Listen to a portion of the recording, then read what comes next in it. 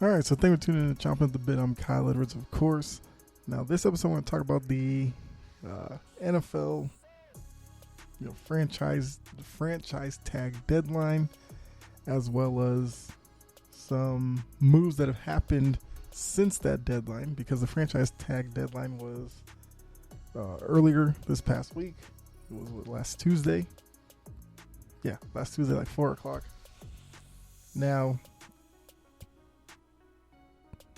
there were, I guess, some players that people were keeping their eye on in terms of the franchise tag. But overall, I would say it was probably a uneventful day in terms of the franchise tag. But we did get other news in terms of, other guys that I'll talk about in a little bit here, including a somewhat surprise trade. So, quite a bit to get through. So, let's just go ahead, get into it. First, looking at the franchise tag. So, basically, the biggest names that you need to know for the franchise tag was Devontae Adams was tagged by the Packers for a little over $20 million. Chris Godwin tagged by Tampa Bay for a little under $20 million. And not really a surprising move, but the Patriots did not use their tag on J.C. Jackson. Now, as a Patriots fan looking at that, I can understand it only because I've been watching Bill Belichick operate for a while now. And, he's, I guess you'd say, pretty cutthroat in that there are certain figures that he'll put on guys that he will not go past anyway. And if you put the tag on J.C. Jackson, you're looking at paying him around $18 million. So I'm assuming that Belichick is looking at that as maybe shut down corner money. And I'm guessing he doesn't evaluate J.C. Jackson as a shutdown guy. Now, J.C. Jackson, he's gotten quite a few interceptions the past couple of years. So he's definitely a ball hawk on the outside. But I think when the level of competition was elevated, like a Stephon Diggs was able to have pretty good games against J.C. Jackson. And Jackson also wasn't a guy that other quarterbacks, avoided throwing at. So, like I said, I'm assuming that because of all that, Belichick doesn't see, I guess, the point in tagging Jackson at that number, especially, looking at where the Patriots are cap-wise. Now, we know the NFL cap can be manipulated several ways, but I do want to see Belichick's plan, if it's to go, I guess, in the draft for a corner or fill the need through free agency or a trade or something like that. Because secondary-wise, New England's going to need some help. Now, they did learn that Devin McCourty will return next season. Well, we know that McCourty's getting up there in age, so you're probably not going to play McCourty, all game, of course. He'll probably split some time back there with some guys. So, like I said, franchise tag-wise, there's a few other moves, but nothing too, groundbreaking or anything like that. So what I alluded to earlier, the bigger news of the day and subsequent days that came, following, was the quarterback market. The picture, took on a different shape after a few moves. So the first move was, after all of the posturing, the post-game conferences where people were worried about Aaron Rodgers' future, the kind of like cryptic signs or whatever, all that led to him announcing that he was returning to Green Bay for this upcoming season, which now puts all that whole story to bed. I did say at the end of the year that I thought Rodgers was going to go back to Green Bay, and this was just him trying to get some attention from the media, which I said is kind of Aaron Rodgers' thing. And this kind of just proved it, because he announced he was going to return, and then there was a report that he's signing like a 4-year deal for like 220 or some 220 million. Shortly thereafter, as it's starting to make its way around, he comes out and goes, yes, he's returned to Green Bay, but the terms being disclosed aren't true, blah blah blah. So it to me, I'm thinking Aaron Rodgers is just going to go from year to year, I guess. It's kind of reminiscent to Brett Favre's last few years in Green Bay, where he'd play a year, you'd go into the offseason wondering if he was going to return, he'd return, then you get the same thing, to the point where they just moved on from him, and he went to a few other spots after Green Bay. I think Green Bay's heading down the same road with Aaron Rodgers, because like I said, he likes attention. He assumed, with the franchise tag, it wasn't going to be that big of a deal, so he was going to, get all the attention, which he did for a little bit. But then we learned of the Russell Wilson trade. He's going to Denver, and Seattle got, picks, and I think they got like Drew Lock and a few other players. But the big deal is Russell Wilson going to Denver.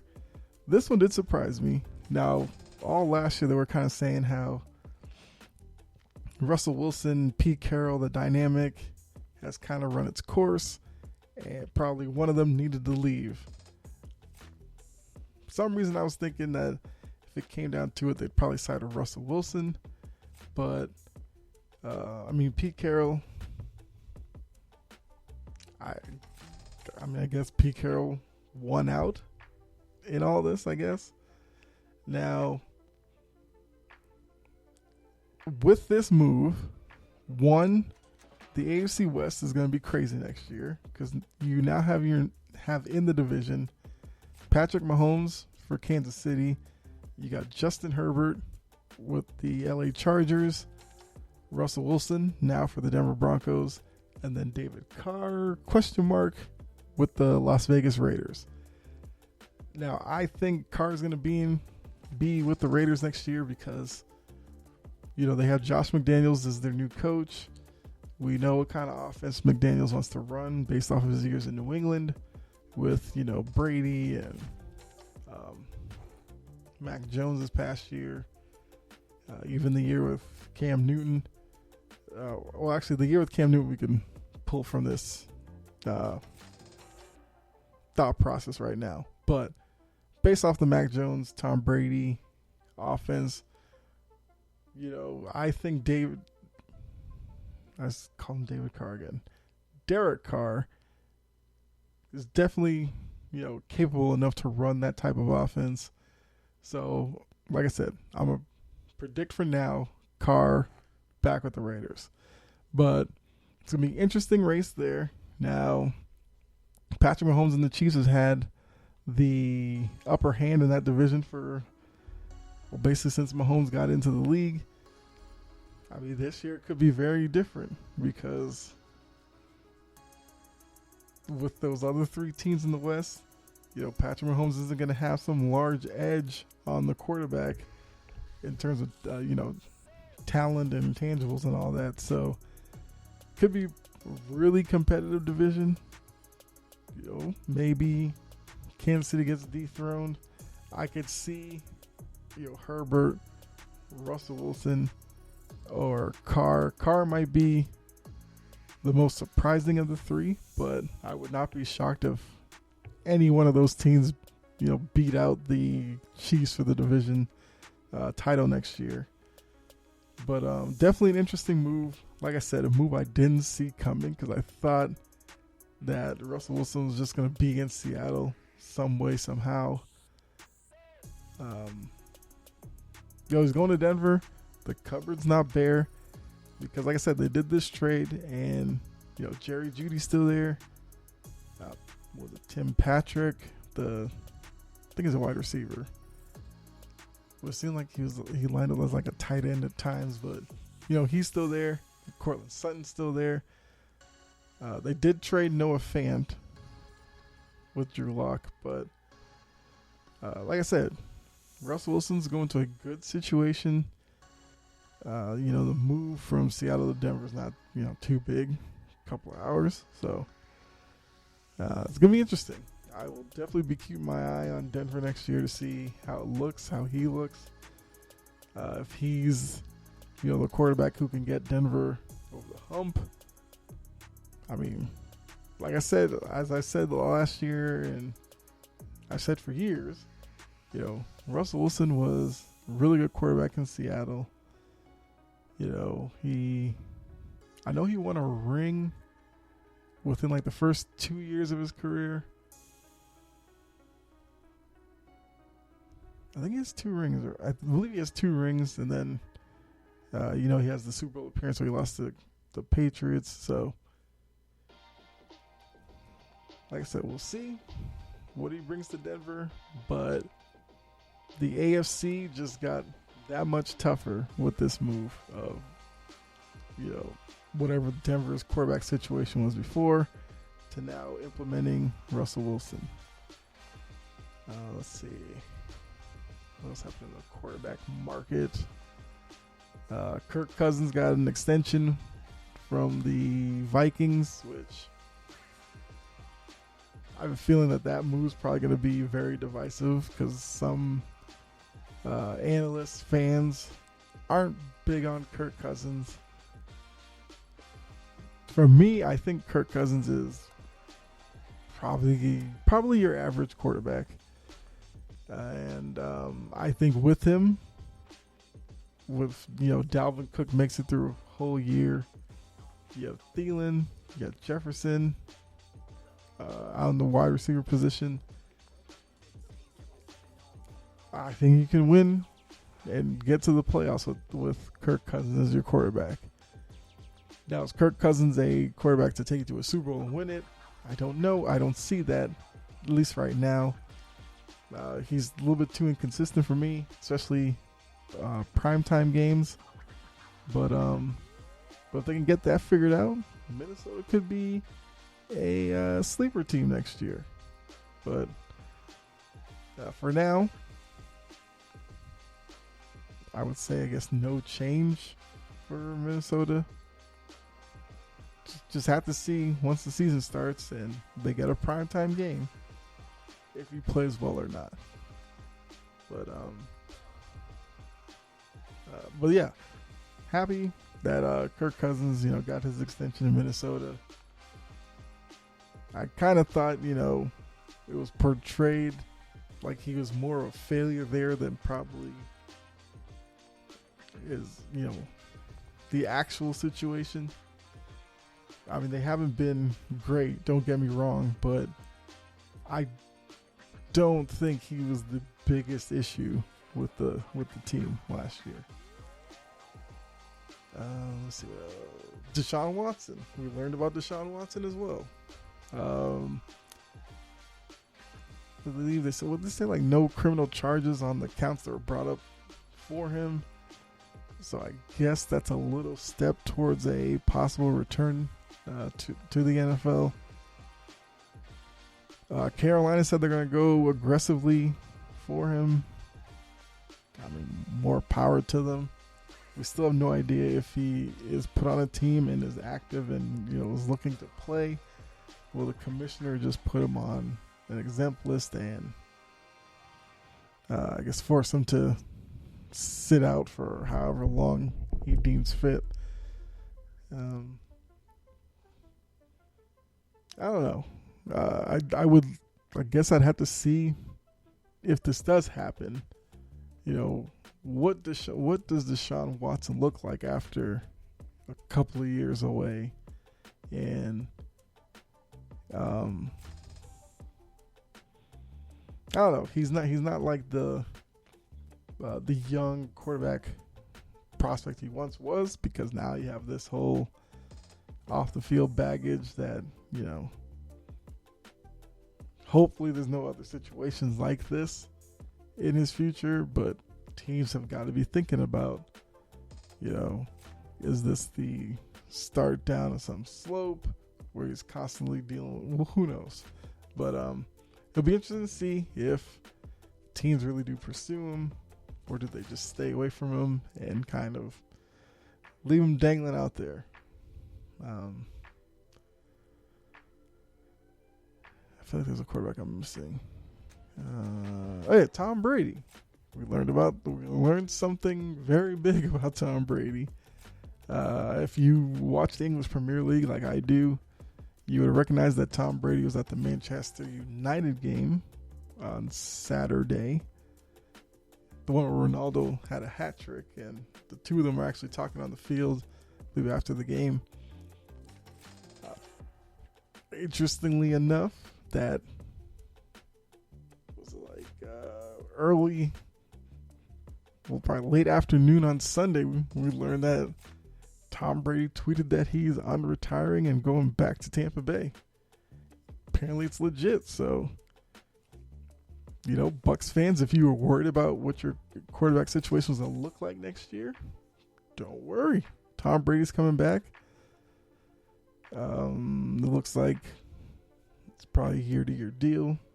And as the tweet or whatever message was put out there, basically, Brady's been retired for like a month and a half now, and realized that it's not for him, and he needs to be on the field. So he is coming back. Of course, that's going to be a great storyline for the year. Watching to see each week how he looks.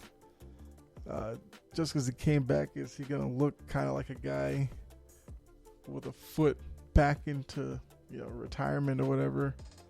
But I'm not really afraid of that, because we know Brady's the ultimate competitor. But is this something where, I guess because the retirement announcement was so butchered up for this past year, that yes, Brady did ultimately retire, but by unretiring, if this is maybe one last ride for a title,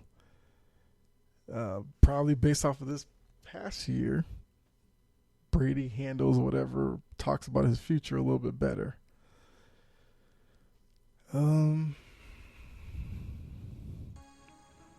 What else was there?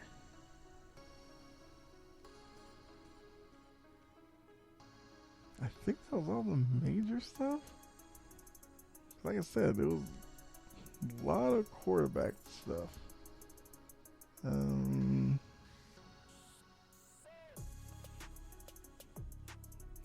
There was something. Well, we got the little quick thing about Colin Kaepernick, about him working out and still hoping to get back into the NFL. Supposedly he's in really good shape. I don't even know where to begin with that one. Is Seattle a place that looks at him? I don't know.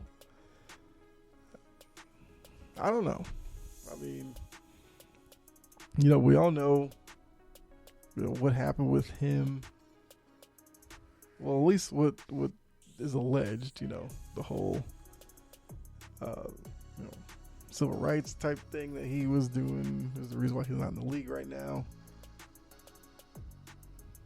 As much as that could be true, based off of some kind of behind the scenes stories that we've heard lately about the NFL, Brian Flores and all that kind of stuff, maybe now is the time for Kaepernick to possibly get back in, since the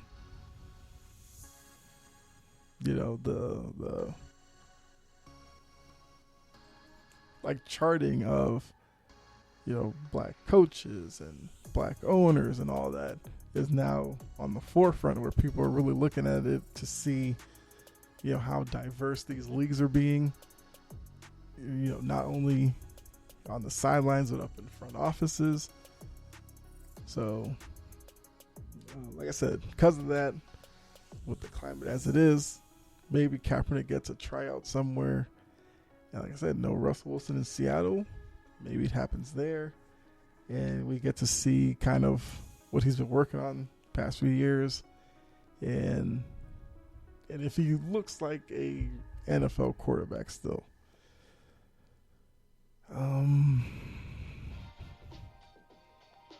I think that was it for the franchise tag stuff. Yeah, I'm pretty sure that's all I wanted to talk about. But I'm glad I waited because the whole Brady part of the equation was really interesting. But like I said before, the NFL constantly stays within the news cycle. They're never too far into the back of our minds because we're getting into the middle of March, which means draft isn't too far away. And they just did their combine, and combine is what the combine is. Some drills and stuff that ultimately,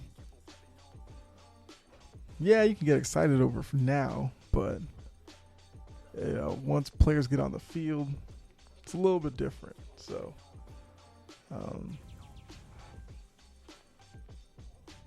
yeah, the NFL keeps going, but I guess just coming down to the end of the episode here, setting you up for next few days. If you hadn't heard, baseball's finally figured out their lockout and it's coming back, so I'm going to talk about that probably early in the week. We just had Selection Sunday, so talk about that early in the week as well, as we know that the first 4 play on Tuesday with round 1 starting Thursday. So what I'll do there is look at the bracket, get some quick thoughts, probably let you know what my Final Four is looking like, who I got in the championship game, and who I will ultimately have winning it all. Go through that. I guess I'll have to talk about Coach K since this is his last tournament. And so that's going to be the next couple of episodes there. So hopefully you liked this episode. If you did, you can check out some previous ones, as well as hitting like, follow, subscribe, all that good stuff. So when I do drop the next couple episodes I just talked about, you'll get notified, and you can tune in right away. But also share it with someone who might be interested, or if they're not really a sports fan and you're trying to get them interested, share it with them as well. Leave a comment, review, all that good stuff. Good or bad, I don't care, because definitely we'll take into consideration whatever you say. If something you don't like, I'll try to fix it. If it's something you do like, keep going with it. But yeah, so as I say at the end of every episode, be safe out there. God bless. And I'll catch you next episode. All right, I'm out. Have a good one.